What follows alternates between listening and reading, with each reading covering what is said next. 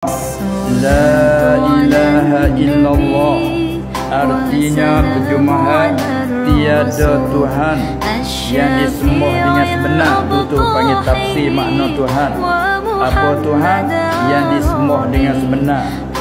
Nah, makna dia ada mana ilah, ilah di mana makhluk, makhluk di mana ma'bud bihaq. Tiada Tuhan yang tiada yang disembah dengan sebenar tu tak ada. Illallah, malaikat Allah. Pada kata makna Allah Ta'ala jelah Tuhan.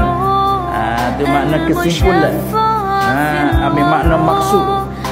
Makna maksud tu Allah jelah Tuhan. Itu makna tidak ada Tuhan malaikat Allah. Tapi dipanggil Nabi sebab memberi beda hasar. Lain yang kata ilah, apa dia?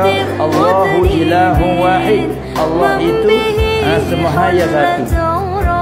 Semahaya satu. Tidak nak menafikan yang lain. Nak ayat kata Allah tu semahaya satu. Ayat situ ya. Tapi bila kata tidak ada semua yang sebenar-benar tidak ada malaikat hanya Allah. Itu lebih baik Allah jauh.